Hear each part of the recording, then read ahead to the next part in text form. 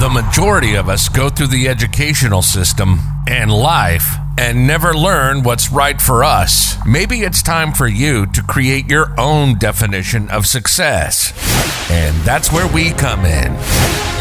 This is the SUCCESSology podcast, here to supplement the traditional education system and life with real-world skills and knowledge, helping you create your own definition of success. SUCCESSology. Here's your host, Rajdeep Singh.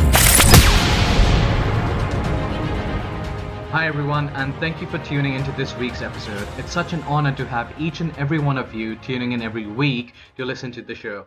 If you listen to the show on a regular basis, then welcome back. And if this is your first time listening to the SUCCESSology podcast, a massive thank you from the SUCCESSology family. Now today we are chatting with Justin Nguyen, who has his own podcast show called Declassified College. Now after speaking with him, I can tell you that he is a walking, talking college and career education cheat sheet. He is on a mission to make college and career education cool and easier. So if you haven't checked out his podcast show, I highly recommend that you do, and the links will be in the description below. In today's episode, however, we discuss whether the traditional college route is still relevant or not, the do's and don'ts of university, how and why should you use LinkedIn, followed by how to become a lifelong learner. And last but not the least, number one advice from Justin himself, which has to do with having a long-term perspective on life. Hi, Justin. Hope you're doing well. And, thank you for coming to the show. And it's a pleasure to have you here. And, you've been an inspiration because in one of your interviews, you talk about the design thinking process. And as a result, I've been able to sort of completely rebrand the podcast. I've had the guts to do it. So thank you so much. And I look forward to getting started. No, of course. No, thank you. I appreciate you paying attention to the post. And it was something that kind of came out of nowhere, but a friend of mine put me onto that process and it's been great ever since we implemented it. Mm-hmm. That's wonderful. So, because this is only 20 minutes, let's get right into it. So first of all, can you give us, say, a brief introduction about yourself and how you got started on this amazing journey that you're on, that is making career education cool? Yeah, basically, long story short, when I was in school, I did everything that I was supposed to do. Like growing up, my parents were like, get good grades. You should get a job if you get good grades. So I did, had a near 4.0, joined the clubs, did everything that everyone else was telling me to do. And I applied to 50 plus internships and I got rejected by every single one. I didn't even get an interview. So it's not even like I got to like the phone interview stage. And I was like, what the heck is going on? Fast forward all the way to when I graduated, I had 5 internships, 3 at Fortune 500 companies. And I was like, okay, there's like secrets to this game that I figured out during this whole process. I need to find a way to tell more students about it. And every time that I looked up anything career related, it was very boring, very older, like content, sort of say. No one was doing it in a way that I knew could get the younger person's attention. So I was like, okay, let me create this media company where we're focused on showcasing the career journey, career education in ways that students actually want to consume content. And the reaction has been amazing so far. And specifically like with our TikTok growth recently, it's been absolutely insane. Yeah, that's awesome. That's awesome. But, the good thing is at least you're taking action. I've known people who saying, TikTok will get banned in the US and it's already banned in India. But that's the point. Like you need to just get started. And, now that you have that base, the consumer base, they will follow you no matter what the platform you're on because they trust you. Yeah, I mean, that's what we're starting to do now is like, how can we start moving people to different platforms? Just because who knows where TikTok's kind of going to go in the future, but also we want to be able to own our audience basically. And what that means is getting emails, phone numbers, whatever that may be, because like how TikTok might disappear tomorrow, same thing with Instagram, same thing with LinkedIn, whatever it is. The only way to really keep in contact with your listeners or your viewers is by email. So that's our next step. That's awesome. I wish you all the best. Now, before we sort of get into the do's and don'ts of university, I would like to ask you, like, whether you think like the traditional education system model, that is your 3 years of undergrad and then 2 years of masters before getting a job. Do you think this is worth it anymore? I mean, I think in the States, it's starting to lessen. Right. There's programs like Google's new program, the certificate program. There's places like Career Karma, Lambda School, things of that nature, these boot camps that are kind of popping up. I think it's moving in that direction. But I would say that for the majority of people, the college route is still probably the best way to go about it. And my whole problem with college is that there's not enough focus on career education. And that's why you have seniors when they're about to graduate college, they're like, well, what the heck do I do with this degree? It's because no one's told them how to actually use it. And it's like, True. I think that's the biggest problem, because that's why you'll have a lot of seniors walk across that stage and be like, oh, I got this marketing degree. And it's like, I walk up to them, I'm like, hey, what job do you want? And they're like, oh, I want to get into marketing. And I'm like, well, what do you want to do in marketing? They're like, what do you mean? I just want a marketing job. And like, there's so many different facets that most people don't even realize. And I think that's the biggest problem. Right. And are there any specific questions? Because, when you go through this traditional education system model, which is your 3 years of undergrad, an average US student in one of your interviews, you mentioned that is in debt of, say, average, it's $30,000 in debt. So what are some of the ways in which people can still, if they do want to go into, say, education, the universities, what are some of the ways they can get scholarships so that, the debt is not that high? Yeah. So scholarships, what I found, and again, I'm by no means a scholarship expert, but I've talked to a bunch. So a lot of this information kind of comes from them, where it's, you have to figure out your niche. And what that means is, there are like the basic scholarships, like the Coca-Colas, the Pepsis that do these scholarships for like $50,000, whatever it is. Now, those are great. You should definitely apply to them. The only problem is everyone knows about them. And with scholarships, there are a ton out there, whether it's local communities, state communities, regional communities, where you can figure out what your niche is. And instead of 100,000 students applying to something, there might only be a couple hundred or maybe like 50 or so. So with less competition, it's easier for you to win those. And that's something that I didn't know. I didn't win very many scholarships when I was growing up, because I just knew I would like Google like scholarships for college students and then just applied to those. And that's what everyone is literally looking up. So I was probably trying to compete with thousands of students. And that's why I never got a call back. So that's what I would say is like, figure out where your niche is, whether it's you're Asian, you're Black, you're Hispanic, you're tall, you're short, religious, anything like that. Those are all things that you can look up with the word scholarship, and there will be more niche ones that you can apply to with less competition. True. That makes sense. So, because you mentioned that you didn't know about this, but now luckily there's so many people, willing to talk about all this. So let's assume someone sort of listening to this show, they want to go to university, but they don't necessarily have a specific degree in mind. So would you recommend them to go to university or take a gap year? So what I would do, if you have the money to take a gap year and meaningfully use it, and what I mean by meaningfully use it is like, you're not just going around partying or visiting your friends at all their universities and stuff. You're actually taking it to try to find an internship or working at a local company or something like that. I would do that because A, you can probably get paid. It might be something small, but you can probably get paid something to learn. And then also B, that'll make you be more strategic in the way that you move about college, right? Most people think the first 2 years, usually students will those are their party years, right? They're going out 3 to 5 nights a week, trying to have the most fun that they can. And then they get to their junior year and they're like, oh shit, I don't know if I can swear or not, but they're like, oh my God, how do I figure out what I want to do with my life? When it should sort of be the opposite, where those first 2 years are the years that you test a lot of things out, whether again, it's internships, small projects on the side, things of that nature. Because the analogy that I like to use is it's like vegetables, right? No vegan was ever born a vegan. They sort of had to grow into learning to like vegetables, and we grow up not liking vegetables. But as we grow older, we start to test and try different vegetables, and we figure out what's good, what's not good, and all these different sort of things. That's the same thing that you need to do with your career. You don't know what you don't know. You don't know if you actually like marketing until you get a marketing internship. You probably don't know that you want to get into physical therapy unless you go and shadow a physical therapist. And these are all things, again, that no one tells you to do growing up, especially coming from a first generation or immigrant background. Yeah, so it's all about, experimenting with different things as soon as possible. So by the second year of your university journey, you know exactly what you want to do. And before even you get to university, use the gap year, first of all, to sort of get different experiences. So you know what is your passion and where you want to go.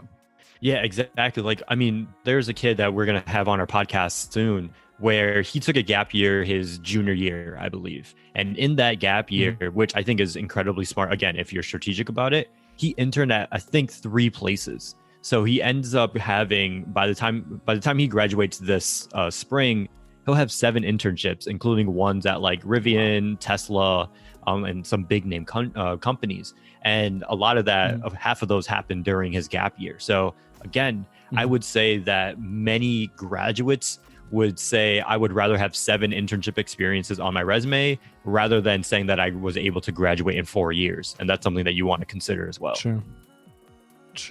So, you've helped so many, you're still helping so many students who are in college and who are about to join one. So what, in your personal opinion, what are some of the things you think students before university or in university are doing right? And what are some of the things that they are completely missing out on? Yeah, so I'll start with what they're missing out on, because I think that's important to understand what the students are doing really well. When it comes to what they're missing out on, it's not understanding that 4 years goes by really quickly, right? We don't realize that. Like you snap your fingers and it's your senior year and you're like, oh my God, I'm about to walk across the stage. I need to find a job. And when you get into that mindset, then you become desperate. And then that's when you start reaching out to people saying like, hey, can you hook me up with a job? Hey, can you refer me to this job? And there's nothing more annoying than that, especially if you haven't really built up a relationship with them. But that moves on to like what students are doing really well. When you talk to a lot of these students who have offers at Google, Facebook, a lot of these larger companies, especially by the time that they're going into their senior year, they have these offers. It's because they've built up those relationships starting from their freshman, sophomore year, as well as you might be then saying like, well, I didn't know to build relationships that early on in my career. And that's where the second portion of it is. Every single student that I deem successful in their college years of like getting internships and job offers and stuff, they were just curious. Most of them don't come from backgrounds where their parents like told them what to do, X, Y, Z to do this. They're coming from like immigrant background and first generational students. So they don't really have that parental knowledge. They just asked questions, whether it was of their professors, their career advisors, and going back and forth multiple times the same way that I did, or going and Google searching whatever questions they had in mind. And that's how they found the answers. So I would say be curious as early as possible, and then be willing to ask questions, because you never know what the answer is going to be and where that answer can kind of take your career. That's a wonderful point, because I think majority of us, I think we fall into this trap of because from the very beginning we have our parents, especially if you're from the Indian background that I am, or basically an Asian background, because our parents are telling us what to do, our teachers are telling us what to do. So in a sense, we never build up the capacity to think for ourselves or to be sort of curious. And as a result, we sort of miss out on some opportunities in college. So when we talk about jobs, and this is your, I love your take on jobs. You said that when you want to be seen, it's important to be seen, right? In one of your interviews, you mentioned that. And I think LinkedIn can be a very powerful tool. So when it comes to job. So yeah, but the thing is that many students don't know how to properly use it, and they start using it when it's too late. As you said, you become desperate, then you get on LinkedIn, and then you're sending those connection requests saying, okay, please hook me up with a job, which is annoying. So what are some of the best practices when it comes to LinkedIn that everyone should be implementing right now? Yes. So I'll briefly go through the profile. I mean, it's very basic. You kind of want to treat it like a landing page rather than a resume. So most people think that, oh, it's my LinkedIn page, I need to treat it as a resume. When you look at it from the recruiting standpoint, it's like, I'm probably finding your LinkedIn page after I see your resume because you've linked it on there. Why would I want to see the same thing twice? And LinkedIn allows you to visually storytell or tell your story, basically. So you want to use that background photo to your advantage, showcasing your brand. Make sure that your profile picture fits your industry. So what that means is, like, let's say you're going into tech, typically it's more laid back. You have more room to play with. Maybe it's like just a standard black shirt or a collar or a button down. You can use that. But if you're trying to get into a more conservative industry like a finance or consulting, you probably have to put on like a suit and tie for your photo. So that's dependent on your industry. The next big portion is your headline, and your headline, you want that to be eye-catching and showcase in some way, shape, or form, what skill that you have. So you don't want to put like incoming student or like student at this university, because no recruiter cares about that, to be frank. Like they're not going to look that up. And the headline is incredibly important for you to pop up on search results when recruiters are looking for specific skills or anything like that. Again, we have like, we go really in depth with this on a few of our episodes about LinkedIn, but that's pretty much the best things to do on your profile. I think the most important part though is like everyone focuses on the profile, and you should have that built out to look like a landing page. But if no one is seeing it, then it doesn't matter. And when I talk to a lot of students, they're like, oh yeah, I get 20 views in 90 days, or oh, I get 50 views in 90 days. I'm like, oh, that's great. I get like 4,000, 6,000. And they're like, what? How do you do that? And that's where creating content comes into play, reaching out to people. And that's where the importance of your profile comes into, because again, if no one sees your profile, no one's ever going to reach out to you for a job, because they don't even know that you exist. Absolutely. So treating your LinkedIn as a landing page rather than a resume is, and the headline is extremely important, because personally speaking, I did that. My headline was me working at my family business, which no one knows or cares about. But then I changed it to podcast host, public speaker, and all that stuff. And then my search results, they increased by 100% in like a matter of month. Exactly. So one thing I wanted to ask you, what people are doing wrong, which I personally think, and I'm also guilty of this, which is we kind of stop learning as soon as we get out of college, as soon as we graduate, and which I think is one of the biggest mistake freshers can make. So what are some of the steps where people can become lifelong learners? Yeah, I think the first step you have to figure out is you need to learn how you learn. Like school doesn't really teach you that. They just kind of give you assignments and like, hey, read this book. Hey, watch this video. Hey, do this or that to find information.